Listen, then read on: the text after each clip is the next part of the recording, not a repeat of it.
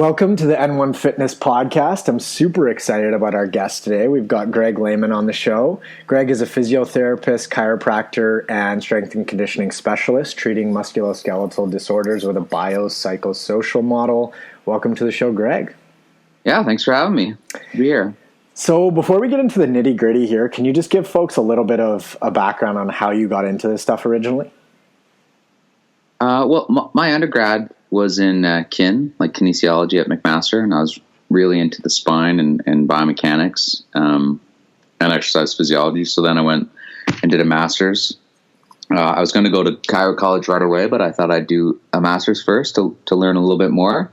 And then I started doing, research on exercise biomechanics and then like manual therapy, essentially what happens when you crack people's backs, that type of thing. But I was mostly interested, I think, in exercise therapy and the biomechanics of exercise. So then when I went to Chiro College, they were really good to me where they gave me some money to keep doing research, but not like super research that people would pay you a lot of money to do. It's not going to get any funding from people, but, simple questions for the people that work out, like, if you have a wide grip pull down, does that change the emphasis on different muscles compared to a close grip with a reverse grip or something like that? Or wide grip bench versus close grip bench, or a sit up versus a curl up versus a leg raise to get the upper versus the lower abs, stuff like that. Like, the government's not going to pay for that shit, but people are interested in it. And I was interested in it. And so I was lucky enough to be able to do it for a few years. And then I was in practice for a long time, and then I went back to school for physiotherapy. And now I'm in practice, and I teach a lot as well. That's my shtick. I'm assuming that you trained a bunch because you were interested in sort of different grip widths and how to maximize, hypertrophy or training response or something like that. So my papers were never as long term as that. I was when I did my master's, I was a strength coach for Laurier's basketball team for a couple of years. And I always just believed in the basic lifts, like did the deadlifts, cleans, bench, squats, and then the stuff the guys wanted to do for the beach. But the priority was the other ones, and the other stuff was like, well, whatever you want to do, go ahead. It was just more, I just like asking simple questions, but I never did any long-term stuff. If you're going to talk hypertrophy, you need to be studying people for, at least 6 weeks and ideally, years. But that's hard shit to do. Absolutely. And requires a shit ton of money. Yeah. Yeah. So starting with the biopsychosocial model, how do you define it? And then why do you choose to use it as sort of the foundation of where you practice from? It's going back to like strength and conditioning. If you look at coaching and personal training, but definitely coaches who work with athletes of all ages and all types, they have always been biopsychosocialists, meaning everyone thinks that, a good coach is training the bio or the mechanical aspects of the performance and strength and conditioning. But a good coach will know that the psychological or the emotional or the belief factors going on in an athlete's life or the social factors are going to influence how they perform. And they'll tailor the mechanical aspects of their training, how hard, what number of reps they do, number of sets, the intensity, the whole training program based on other psychological and social factors.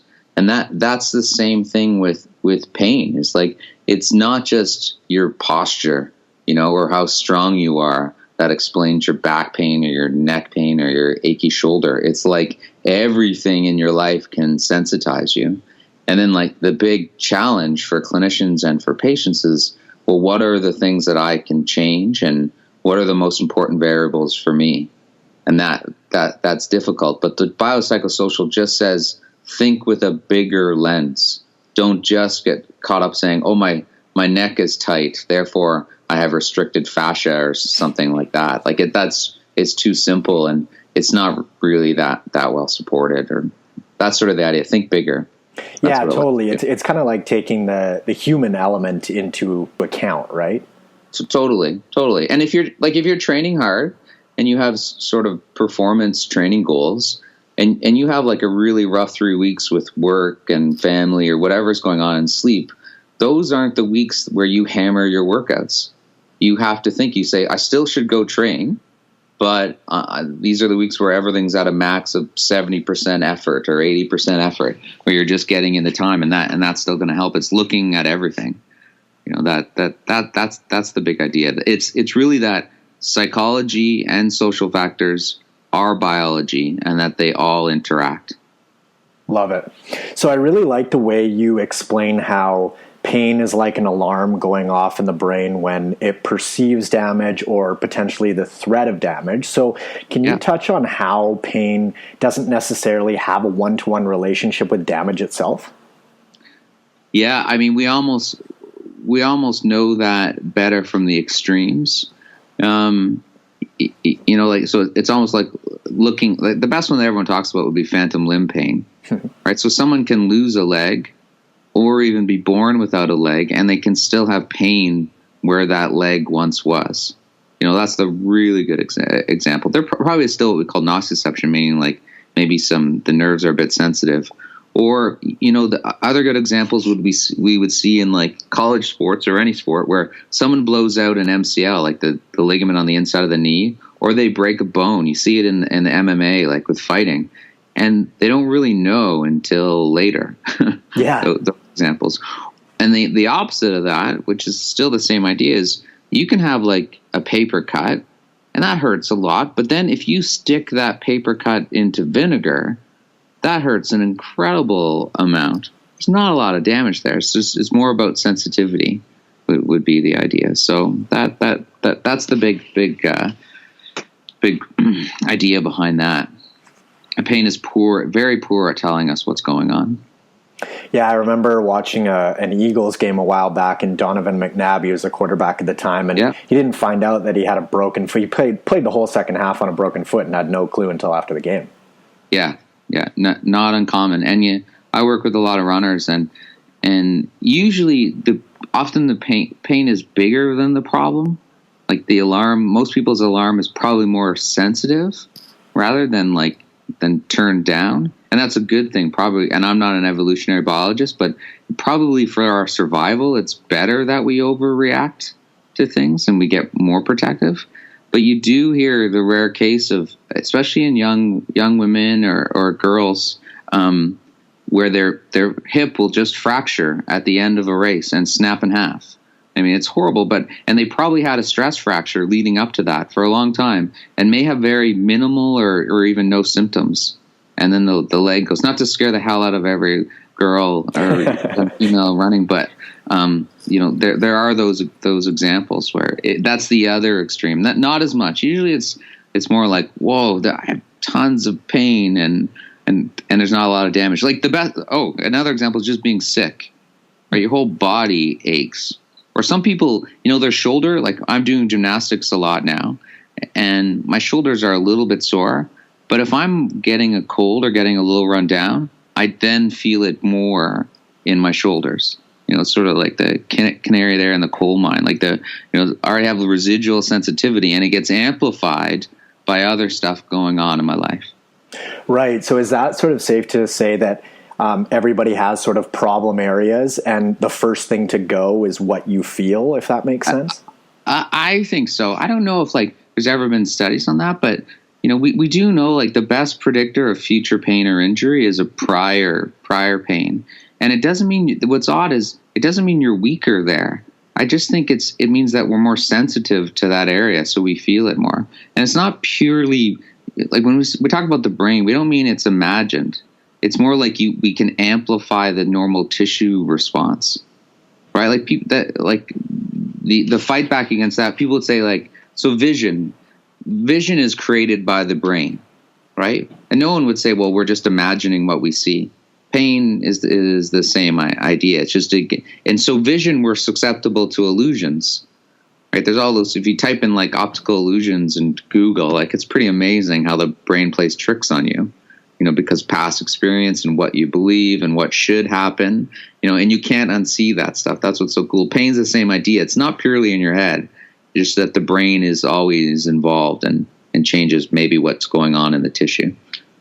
That leads perfectly into my next question. You touched on this a little bit with nociceptors and nociception. So how essentially the volume can get turned up or down by those sensitivities? Yeah, like, I mean, and I used to read a lot about the neuroscience. That's like the nitty-gritty neuroscience. So someone might, if they have a background in this, might correct me. But so nociceptors are like our surveillance system, like the ends of the nerves in the tissue, right, that are meant to like tell us if there's the potential for something wrong. Some people call them danger receptors, but I'm not even sure we can put that value. They're more like irritation, sensors. So they respond to like pressure, mechanical stress, thermal, like cold and heat, and chemical, like the inflammation or something like that. So that sends a signal, and that goes to the spinal cord. And what's not cool, is like at the spinal cord, you can turn it up, what's coming in, like an amplifier, or you can turn it down and dampen it. And then it goes from there and gets sent to the brain. And then we crudely say, and it's probably not totally accurate, that somehow some processing occurs or predictive processing. I mean, the brain's kind of guessing what's going on. Then you ultimately have pain. But what is interesting is you can kind of change that nociception or the response to it at all those different levels, down at the tissue, the spinal cord, and at the brain. So like what sucks is when we have persistent pain, we can get more sensitive at the level of the tissue. So the same irritation, like sitting, might just be a mild discomfort. Suddenly the nociceptors are freaking out and yelling at the spinal cord. And then the spinal cord is all geared up, and it goes and yells at the brain, and the brain is waiting for it, and then you got lots of pain. Or someone else could be feeling great, and the nociception just gets turned down. This would be like karate people who punch stuff. You could tell I know nothing about yeah, great. That's what we do. We punch stuff, dumbass. No, like where they would train kicking bamboo or different, instruments, and they can train their shin to hit hard things repeatedly, and they report no pain. Yeah, their shin will adapt, but the argument is they still have nociception, but there's no pain associated with that. That's what's so cool. So just because you have nociception doesn't mean you're going to have pain. Yeah, and it's funny that you bring up that shin example, because I know somebody that actually just hates their shins being hit. And it's so individual from person to person based on, past experience, beliefs, stressors, whatever it is. But that, I don't know, maybe that person had been kicked in the shin one time or a bunch of times. And somebody that is in martial arts, for example, can sort of desensitize that in the other direction, right? Yeah. And so your friend there, they have sensitized, right, where the same input leads to greater greater pain, but other people, they can habituate. That's the cool thing, where instead of having more pain, they habituate, or there's this sensory adaptation that happens. Right. I've worked with some clients in the gym training and stuff like that they've been afraid to do certain movements. So the deadlift, for example, they feel like they're going to hurt their back. And if they do the deadlift, it's just like that position, or however that position makes them feel, is almost like an injury waiting to happen. I'm assuming that you come across this stuff all the time. Oh yeah. Like that's the perfect example of how like our beliefs can influence how we function. And so the idea there is they just have that's called kinesiophobia, where you're afraid of motion and movement. And so the argument is, how do you get over something that you're fearful of? Or you kind of have to do it, right? But slowly do it. And so like a good therapist will check out that person and do a great exam and say, no, you're safe. Like there's no injured tissue. Or if there is an injury, well, here's the other thing. If a tissue is injured, how do we help it heal? We stress it. Like we find the right amount of stress. Right. So either they're totally safe and they're allowed to start loading again, and it's fine, or they do have an injury, but they should start loading again. So like, the answer is the same. So, but it's hard when you're afraid of something. I believe in overcoming it by doing it, by slowly exposing it to it. Like my daughter, I took her out of school today and took her to gymnastics with me. and she is afraid of doing backflips. She wants a spot, and then I will give her a spot, but I put her in the pit jumping into foam cubes, and she couldn't do it. She was super afraid, and so I changed it slightly, and I was like, I'm not spotting you. If I spot you, you're going to keep having these safety behaviors. Like that would be like telling her, like, oh no, when you lift something, you have to make sure you're really tight, and if you ever deviate from this perfect posture, you're going to be in trouble. Like it'll scare people more. I was like, just flip. You have to do it, or you're walking home. I don't know how I motivated right, or something. And she ended up doing a back handspring into the pit, and then she got comfortable going upside down, and then she was able to do a back tuck into the pit. But it's ridiculous how much fear changes how people move and how it can amplify pain. So you kind of got to start doing it sometime. Yeah, sure. And touching on the deadlift or the backflip or whatever, and posture. Now, I think a lot of people have an idea that there is a proper way to do everything and an improper way to do everything. And even when it comes to stuff like sitting, right? So how should people think about posture in their daily life? To me, so in their daily life, don't care about it. That's my opinion. I've taken I'm a movement optimist. You know, when you're just sitting and there's low loads and just hanging out, just sit however feels comfortable. Don't get caught up in the perfect posture.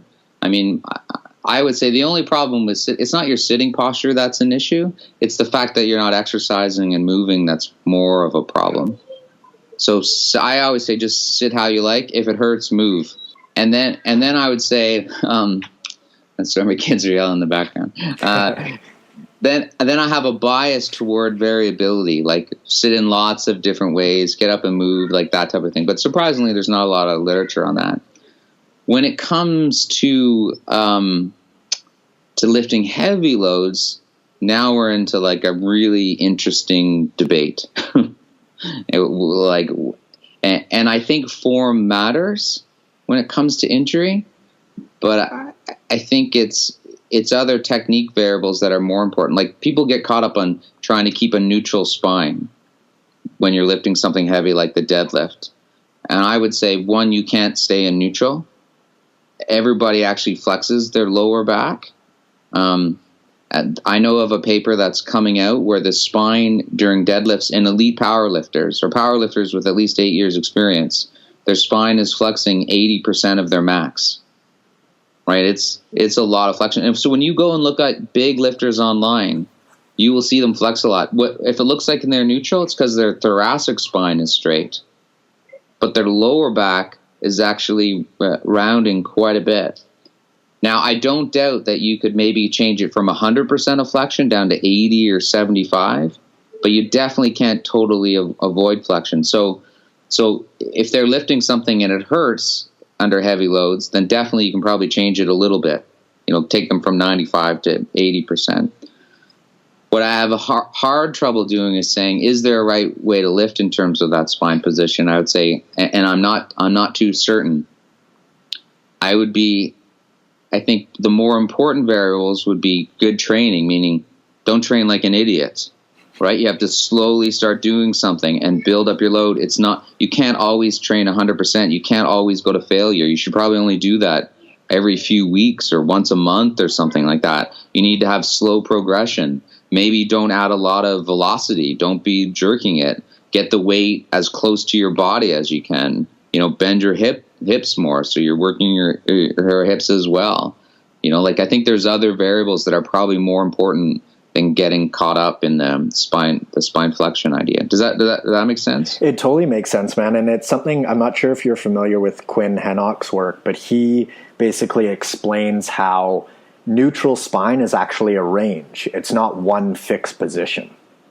Yeah, what it is, technically, it's the neutral, like every joint has a neutral zone, meaning the neutral is this early part. Some people would say it's about 35%. Like the neutral is when it's very easy to move a joint, and then at some point in time, gets more and more resistance. Some studies say 35%. I'm not sure. That's just one study that I know of. So there's a lot in there, and I would say that I would even argue that most people are outside of neutral. Okay. because it's not that big. I mean, depending on how it's studied, that's the problem. I would say they're even outside of neutral, that they're deceiving themselves with their lumbar spine when they think they're definitely their lumbar spine. Thoracic spine, I'm sure that there's a lot less flexion. But like, watch, I bet you could do it if you do a deadlift and you could do sloppy, like be all rounded forward, and then just lift up your thoracic spine. If someone just takes a video of your lumbar spine, you'll see that it doesn't move that much. I bet it's only moving 20% of the max. That's kind of what I think. We're trying to get some, well, there are some studies out on that, but we're going to try to do that just to prove. I do that in my course where I have little sensors, and I'm like, you can avoid end range flexion, but I'm not sure you can avoid tons of flexion. Gotcha. That's super interesting. Yeah, and to be honest, like, I don't know.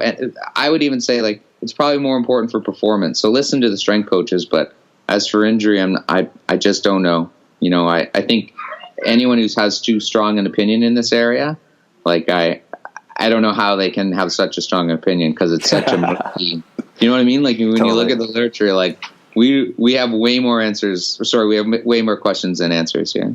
Well, yeah, I think it's one of those things where if somebody has a super strong opinion about something, then they're probably missing a piece to the puzzle, or they're just connecting dots that aren't necessarily there.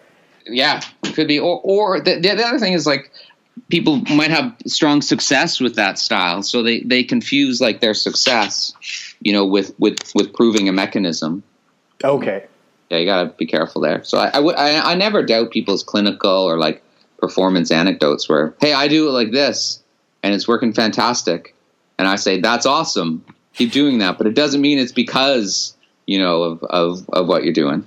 Yeah. Right. Or it could be something else because of what you think it is you're doing. So when we talk about loading versus running, for example, in biomechanics, what's sort of the scale of importance as we look at all that stuff? Oh yeah, that's a perfect example. Like, everyone will argue about technique and little things like how much your big toe bends and all those things. And I just, or like where you should strike the ground with your foot, you know, or how many steps per minute you should take. You know, those are all, they're dropping the buckets, and some of them might be completely irrelevant. You could heel strike, have a low cadence, have no toe flexibility, and as long as you slowly progress your training and don't train like an idiot, you could definitely run fantastic and be adapted to that.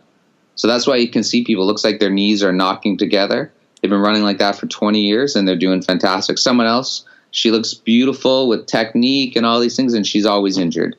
You know, so there's other variables going on. It's pretty much true at every single joint.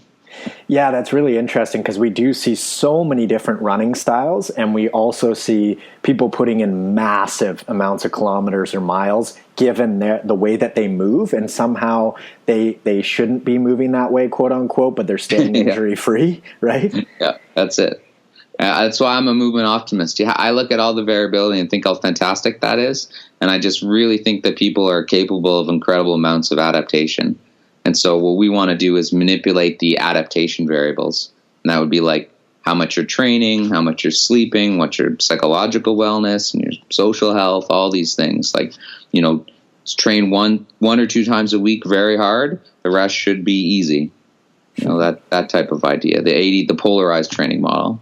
Right. So I'm sure you have plenty of folks come to you and they have maybe been told by some sort of practitioner that one leg is longer than the other and this hip is moved, you know, jetted forward in this position. And how do you communicate the normalcy of asymmetries?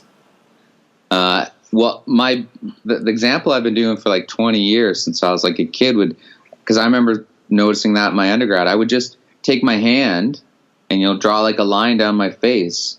And you will see, right, that people are naturally different on both sides. Some people, it's incredibly pronounced. One eye is like a little more closed than the other, and that's normal. And I guarantee, like, when someone has a pec, like my left pec is bigger than my right, and I can flex it easier. You know, and this is normal. That's just how we're built. And so, like, and we would expect symmetry if we're a bridge. Right, that symmetry and that structural support works for inorganic material, but it doesn't make sense for humans who are like biological ecosystems that can adapt to these, different things going on in their life. So I never say that symmetry is a big deal. It doesn't make sense. Yeah, and I like what you chat about as far as resiliency and the body just being more robust than that. If one thing was sort of off by a few degrees, we're just so much more resilient than that, right? Yeah. I mean, and again, it doesn't mean like if you're feeling off and one side's tighter than the other and you keep doing that and it hurts, it's totally cool to change it up, right? That's the same idea of recognizing adaptability. Yeah, mix it up, then move differently for a little bit. But it doesn't mean the way you were moving before was horrible. It just meant the way you're moving before was associated with pain. Move differently for a while, and then you'll calm down, and then you can go back to doing those things you weren't tolerating before. Right? Very cool. It helps explain why people feel better. They'll be like, well, I felt way better when I stretched my hip flexors for 6 months. I'm like, great. You didn't change your pelvic position, though. Now, if someone's to say break their ankle and they're like, damn, I can't train at all, can you share with us some of the benefits in the research around single leg training and the benefits that can actually have on the broken limb? Yeah, so I would even start even before single leg training. I would just start with visualization, right? That's huge for preventing some atrophy and for preventing the strength loss, and then training the other side. That's the cross education effect, because so much of strength training is neurophysiological. If anyone who's like into it and like likes to read researchers, the researchers there would be Craig Kidgel and Pierce. I forget what Pierce's first name is, but looking that stuff up if they're into it. But yeah, tons of evidence for that, like for maintaining strength, like not losing as much strength. And then don't worry about creating asymmetries. You'll be fine. It'll help you in the end. So train as much as you can and still train that leg. If you break your ankle, you can, still squat on that side. Why not? That's how bones get stronger when you stress them. How would somebody go about doing some of that visualization work or the mirror work like you were talking about? Sorry, I didn't even mention mirror work. You could do mirror work too, where you train the one side into the mirror. I'm not sure if that has evidence for like. It probably does for an injured state for minimizing strength loss, but you know what? I would do it the higher frequency and just do it the same way that you would train for anything else when it comes to the visualization. But in general, when I use visualization, that's a good question. I don't know if we have dosage, like what's the minimum effective dose? I tend to do higher frequency because you can. 1 to 2 minutes every hour and things like that. I don't know if you can sit down and do 30 minutes of visualization. It's really hard to do. Yeah, do my visualization workout. And maybe it'd be pretty cool in the future with virtual reality if that ends up helping as well. Oh, that's a cool thought. Yeah, absolutely. Yeah, and then I use visualization for fear as well. So you mentioned before about people being worried about deadlifting. That would be a good place to start. Like, again, my daughter with her back flipping, that's what she's supposed to be working on. That's amazing. I take her out of school. We have our priorities. Get your backflip down.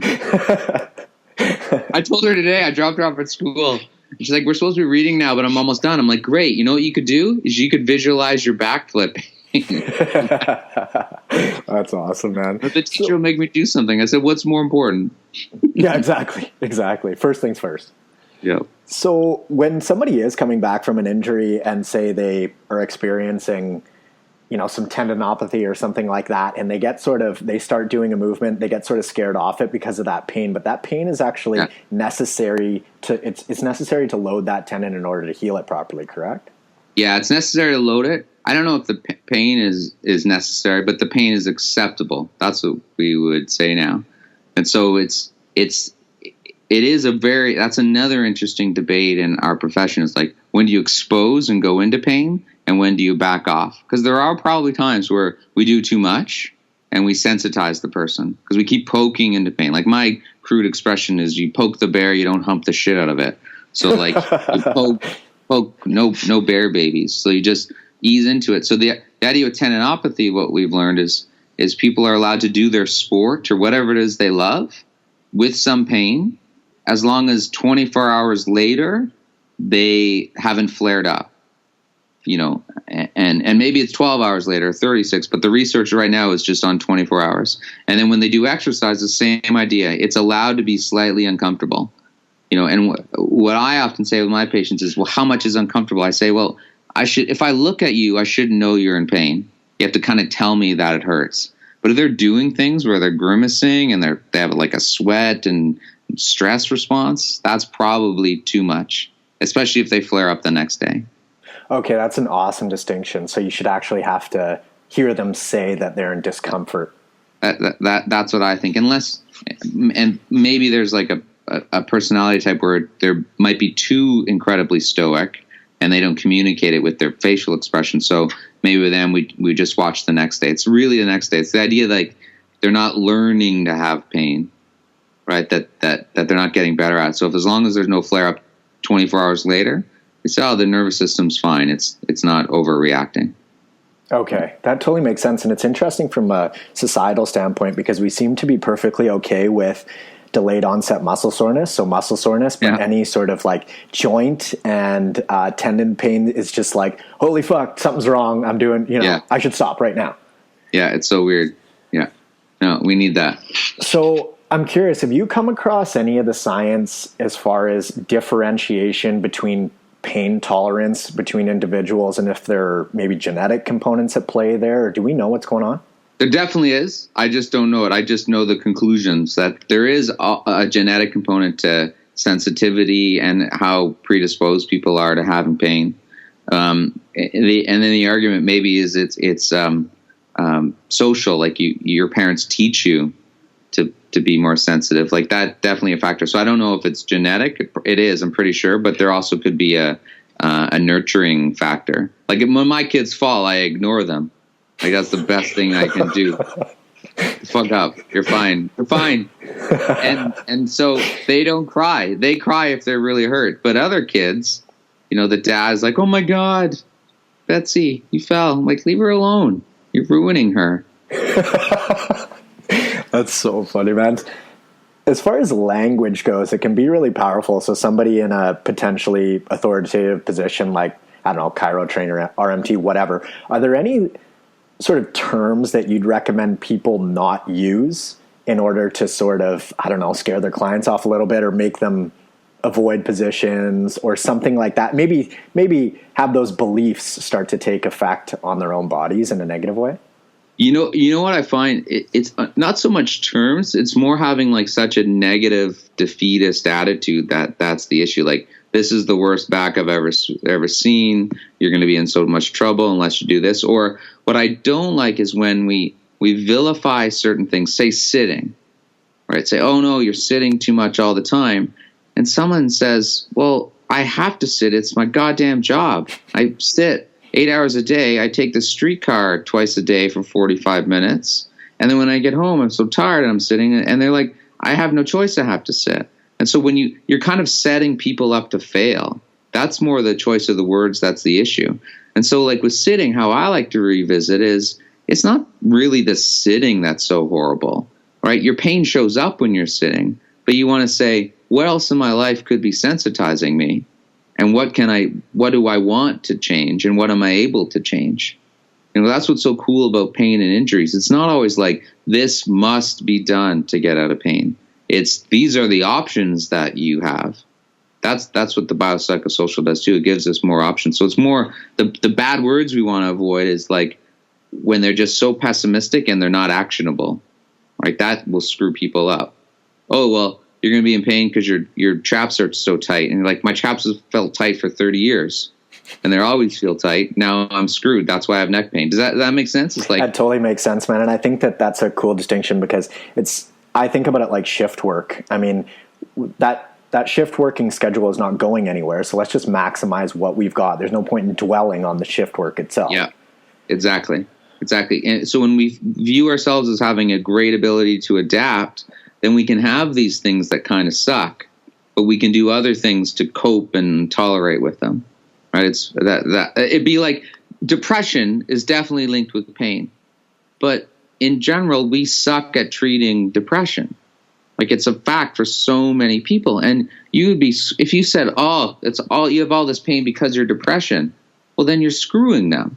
because they've been trying to treat their depression for 30 years, right? And they'll think, I can never get out of pain because I've been coping with depression forever. See, that's not fair. We would say depression's linked. It helps you understand it, but there are still things that you can do. You can be depressed and still be out of pain.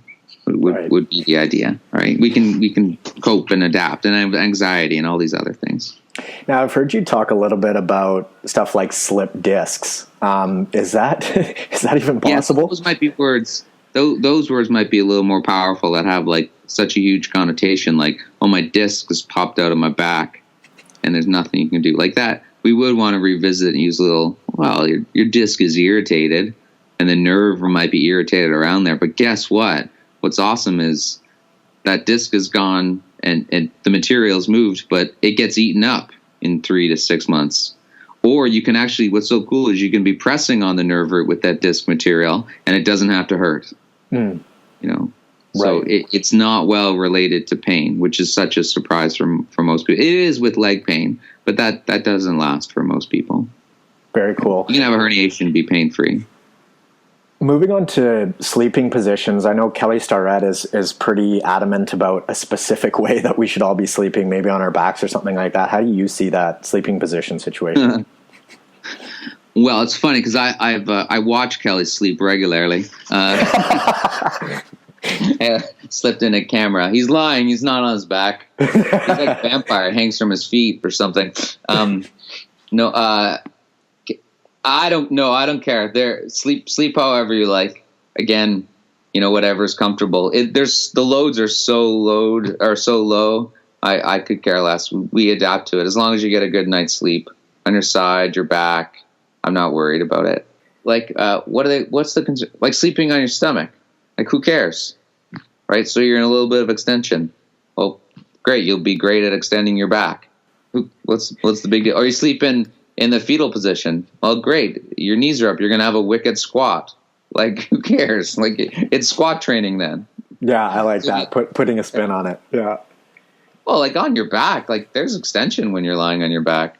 So, I mean, is that better than being on your stomach? I don't care. Well, yeah, and I guess it depends on how soft or hard the surface is that you're sleeping on as well, right? That obviously is going to put you in a different position.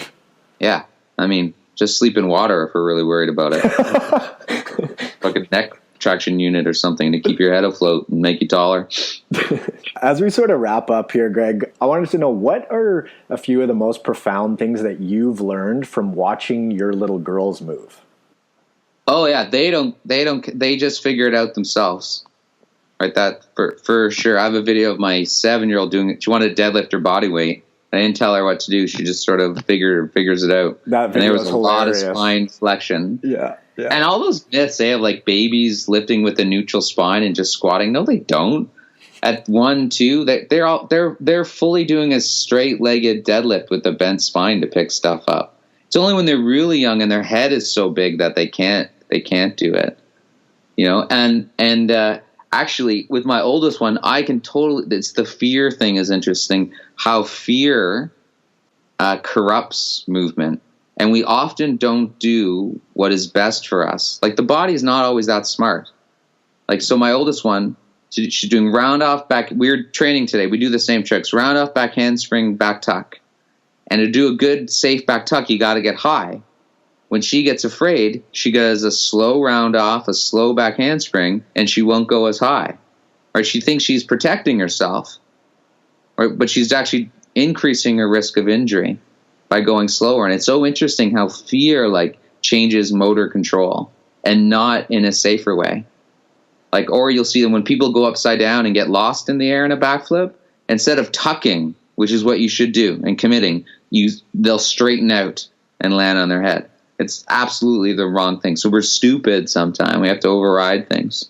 I have absolutely had that experience trying to do a backflip into a pool or something, and instead of tucking and getting in a protective position and just keep on rotating, my whole body just straightens out. Yeah, you think it's the right thing. It's the totally the wrong. So fear messes stuff up. So I've learned from my kids. Right. Very cool, man. So for the folks that want to learn more about you, your courses, the workbooks, all your social media handles, where can they find you? My website is greglehman.ca.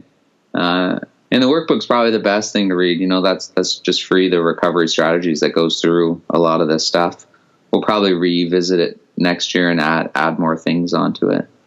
I'll just take this. I'll get the transcript and publish that. Perfect, man. So I'll link to all that stuff in the show notes, the website, the workbooks, all that good stuff. But I really appreciate you taking the time, man. It was great having you on. Oh, good. Thank you. Hope it was okay. Yeah, it was great. All right, guys. I'll catch you on the next episode.